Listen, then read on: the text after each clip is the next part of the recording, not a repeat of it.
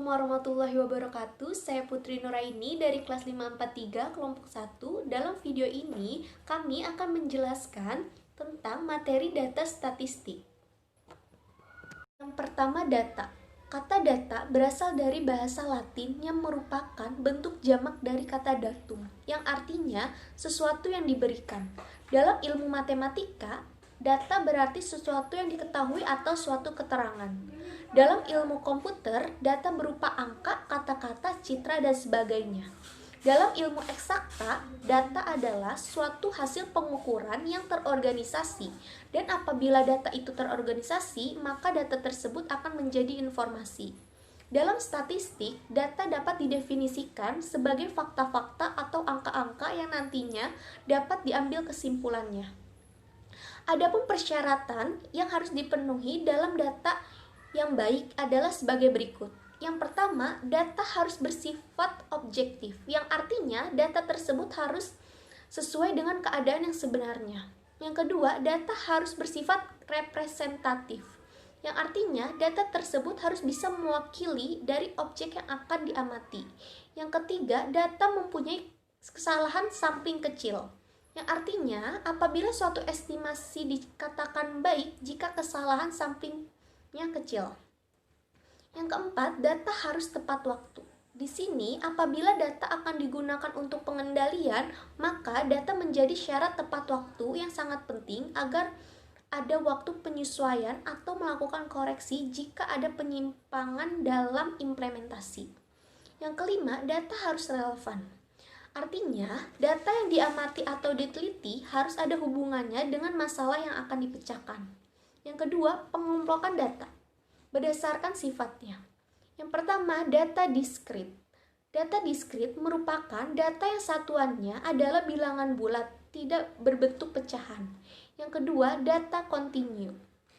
Berbeda dengan data diskrit, data kontinu merupakan data yang satuannya adalah bilangan pecahan.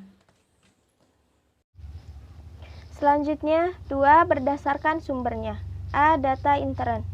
Di sini yang dimaksud dengan data intern adalah data yang menggambarkan suatu keadaan atau suatu kegiatan di dalam lembaga atau badan tertentu. Contohnya, diketahui data mahasiswa di 2 tahun terakhir pada tahun 2018 adalah 120 orang, sedangkan di tahun 2019 sebanyak 150 orang. B. Data ekstern.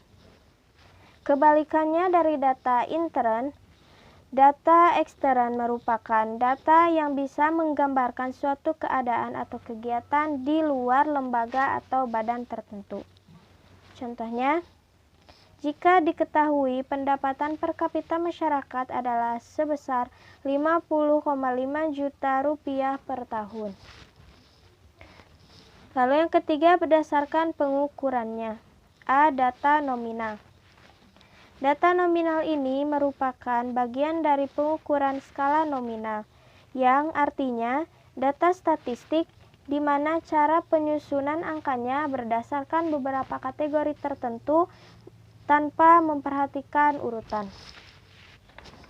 Bisa dikatakan bahwa kedudukan satu kategori dengan kategori yang lain akan setara atau bernilai sama.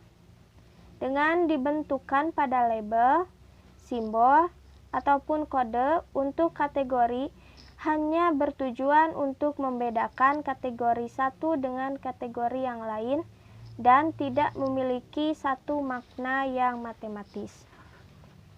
B. Data ordinal. Data ordinal merupakan bagian dari hasil pengukuran skala ordinal. Artinya, data statistik yang cara penyusunan angkanya berdasarkan beberapa kategori dengan memperhatikan urutan tertentu. Dengan kata lain, dalam data ini memiliki kedudukan kategori yang tidak setara, tetapi sesuai dengan label. Selanjutnya, data interval. Ketiga adalah data interval, yang merupakan hasil dari skala interval. Data interval merupakan data yang penyusunan angkanya disusun dengan jarak yang sama antara kategori satu dengan kategori lainnya. Selanjutnya D. Data rasio.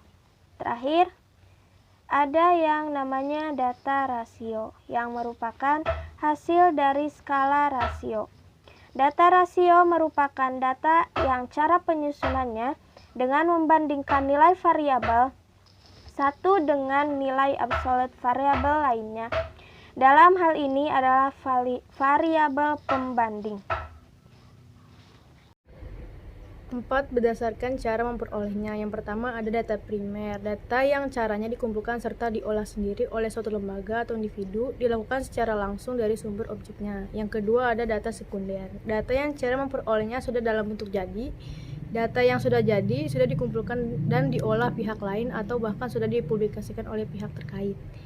Yang kelima, ada berdasarkan waktu pengumpulannya. Yang pertama itu ada data seketika atau cross section data. Data yang pengumpulannya pada waktu tertentu yang bisa menggambarkan keadaan objek tersebut pada waktu penelitian. Yang kedua, ada data berkala atau time series data. Data yang pengumpulannya dari waktu ke waktu yang bisa menggambarkan tentang perkembangan suatu kejadian tertentu. Yang ketiga, dari uraian materi itu ada populasi dan sampel. Populasi adalah sekumpulan data yang mempunyai karakteristik yang sama dan menjadi objek inferensi. Yang kedua itu ada sampel. Sampel merupakan bagian dari populasi yang dipelajari dalam suatu penelitian dan hasilnya akan dianggap menjadi gambaran populasi asalnya, tetapi bukan populasi itu sendiri. Yang keempat ada teknik sampling. Teknik sampling dibagi menjadi dua, yaitu probability sampling dan non-probability sampling. Saya ingin menjelaskan tentang probability sampling.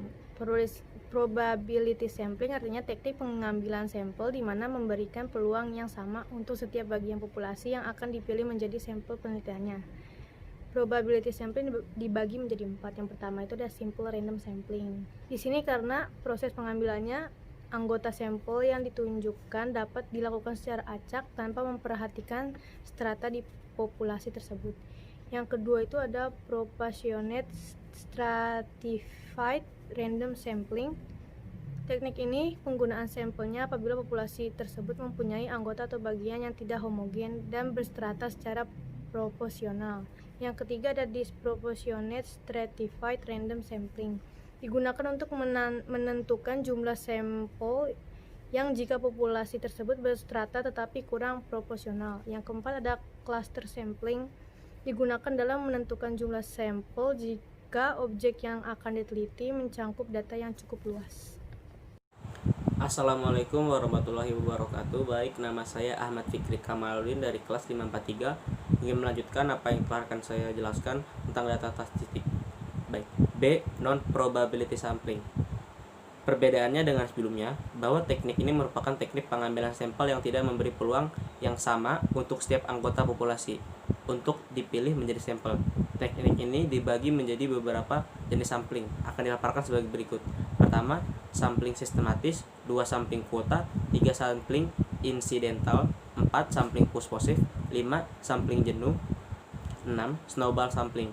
Baik, saya akan jelaskan dari nomor 1. Pertama, sampling sistematis. Dalam sampling sistematis, di sini pengambilan teknik sampelnya adalah berdasarkan urutan tertentu dari anggota populasi tersebut. Yang kedua, sampling kuota, artinya teknik sampel yang digunakan untuk menentukan sampel dari populasi yang mempunyai ciri-ciri tertentu. Ini dilakukan sampai jumlah sampel terpenuhi atau sesuai dengan penelitian yang diinginkan.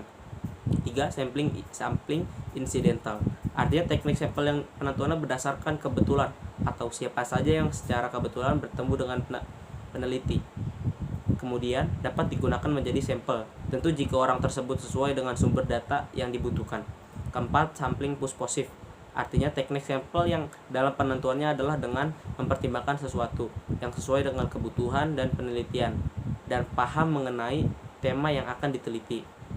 Yang kelima, sampling jenuh, artinya adalah teknik sampel yang dalam penentuannya adalah apabila semua populasi digunakan sebagai sampel dalam penelitian tersebut. Yang terakhir yakni snowball sampling, artinya adalah teknik sampel yang dalam penentuannya awalnya jumlah sedikit, kemudian sesuai kebutuhan menjadi bertambah sampelnya. Yang kelima, variabel penelitian. Variabel penelitian adalah segala sesuatu yang berbentuk apa saja yang bisa ditetapkan oleh pemilik untuk bisa dipelajari sehingga diperoleh informasi yang dapat ditarik kesimpulannya. A. Variabel independen. Variabel independen atau sering disebut sebagai variabel bebas, artinya variabel yang mampu mempengaruhi, yang mampu menjadi sebuah sebab perubahan dari variabel teknisnya atau variabel lawannya. B. Variabel dependen. Kebalikannya dengan independen, variabel dependen sering disebut sebagai variabel terikat, artinya variabel yang dipenuhi yang menjadi akibat karena variabel bebasnya. C. Variabel moderator. Selain dari variabel bebas dan terikat, ada juga yang namanya variabel moderator atau variabel moderasi. Artinya, variabel yang digunakan untuk memperkuat dan memperlemah hubungan antara variabel bebas dengan variabel terikat. Keberadaan variabel moderator ini lebih kepada variabel bebas yang kedua.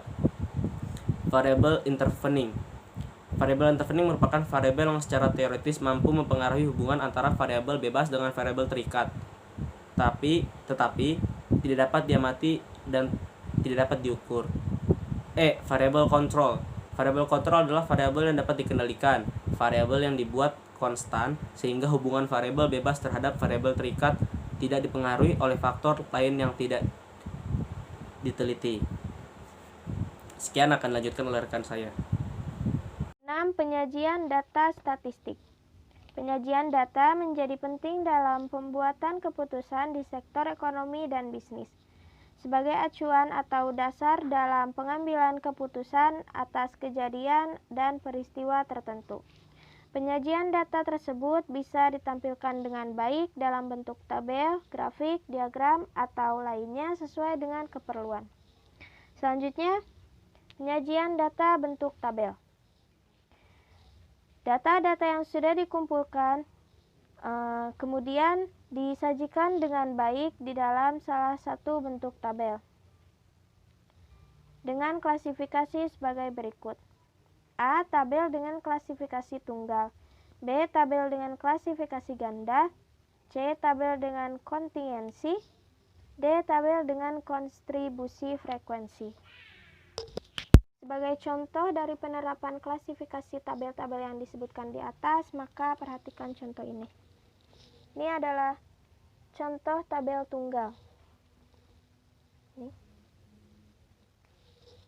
Di sini contohnya itu daftar lulusan karyawan PT Nissan Newton pada tahun 2018. Kategorinya itu pendidikan SMP, SMA, perguruan tinggi.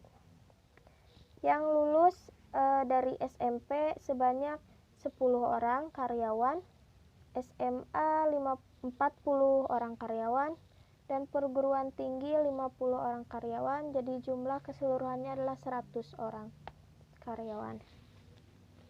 Lalu selanjutnya tabel ganda. Ini adalah contoh tabel ganda. Di sini contohnya daftar karyawan PT Nissan Newton berdasarkan jenis kelamin dan pendidikan tahun 2018. Ini ya contohnya. Jenis kelamin, ini kategorinya jenis kelamin dan pendidikan. Jenis kelamin laki-laki yang lulusan SMP sebanyak 5 orang, yang lulusan SMA sebanyak 40 orang, dan PT sebanyak 25 orang, jumlahnya 70 orang. Lalu perempuan, dari SMP 15 orang, SMA 30 orang, dan PT 30 orang, jumlahnya 80 orang untuk perempuan. 80 orang. Dan jumlah keseluruhannya 150 orang karyawan. Itu adalah contoh tabel ganda. Semoga dapat dipahami. Di sini saya akan menjelaskan tentang tabel kontingensi. Contoh penerapan tabel kontingensi dalam tabel mengenai tingkat pendapatan terhadap angkutan umum yang digunakan. Daftar tingkat pendapatan keluarga dan jenis angkutan umum tahun 2018. Di sini tingkat pendapatannya ada rendah, menengah, tinggi, dan jenis angkutan umum Ada kereta api, bus, taksi. Kereta api rendah 70, bus 60, dan taksi 20, jumlahnya 150, sedangkan menengah kereta api 40, bus 40, taksi 30, dan jumlahnya 110. Sedangkan tinggi kereta api 40, bus 30, taksi 40, dan jumlahnya 110. Jadi total tersebut ada 370. Sedangkan total kereta api rendah menengah tinggi itu 150, busnya 130, dan taksinya 90. Dan selanjutnya ada tabel distribusi frekuensi. Contoh penerapan tabel distribusi frekuensi akan disajikan dalam nilai UAS mahasiswa Unpam. Nilai UAS statistik deskriptif mahasiswa Unpam semester ganjil 2019-2020. Nilai statistik deskriptif 20-29 banyak mahasiswanya ada 3, 30-39 banyak mahasiswanya 5, 40-49 banyak mahasiswanya 10, 50-59 banyak mahasiswanya 15, dan 60-69 banyak mahasiswanya 9, 70-79 banyak mahasiswanya 8, dan 80-89 banyak mahasiswanya 5. Jadi jumlahnya banyak mahasiswanya ada 55. Penyajian data bentuk grafik atau diagram. Data yang sudah dikumpulkan dengan baik setelah disajikan dalam tabel ternyata bisa disajikan dalam bentuk diagram maupun grafik. Ada beberapa jenis diagram yang perlu dipahami adalah sebagai berikut. Yang pertama diagram batang, diagram lingkaran, diagram lambang, dan diagram garis.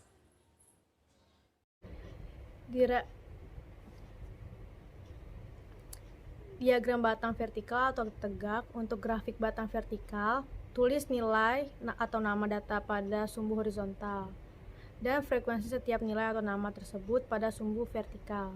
Yang kedua itu ada diagram lambang atau piktogram, bentuk penyajian data statistik dalam bentuk gambar-gambar. Gambar yang digunakan disesuaikan dengan objek yang dideskripsikan yang digunakan untuk mewakili sejumlah objek. Selanjutnya C, diagram lingkaran. Diagram lingkaran ini diadopsi dari diagram batang. Saya akan memberikan contoh perusahaan yang masuk ke perusahaan XYZ dirinci menurut pendidikan dari diagram lingkaran. Saya akan berikan contoh. Ini merupakan diagram lingkaran. Yang biru merupakan lulusan SD, merah lulusan SMP, hijau lulusan SMA, dan ungu lulusan PT atau perguruan tinggi jenjang kuliah. Ini merupakan diagram lingkaran. Lebih banyak SD dan SMP yang masuk ke perusahaan XYZ dalam diagram ini. Selanjutnya diagram garis. Diagram garis ini juga bisa disebut berdasarkan tabel. Saya akan berikan contoh diagram daftar impor Indonesia dari diagram garis. Ini merupakan diagram garis. 2006, 7, 8, 9, 10. Dari 2006 ke 7 dan ke 8, impor Indonesia menaik, dan 2009 menurun, dan 2010 naik lagi. Ini merupakan diagram garis dan ini tabelnya. Baik, sekian dari saya, kurang lebihnya mohon maaf. Wassalamualaikum warahmatullahi wabarakatuh.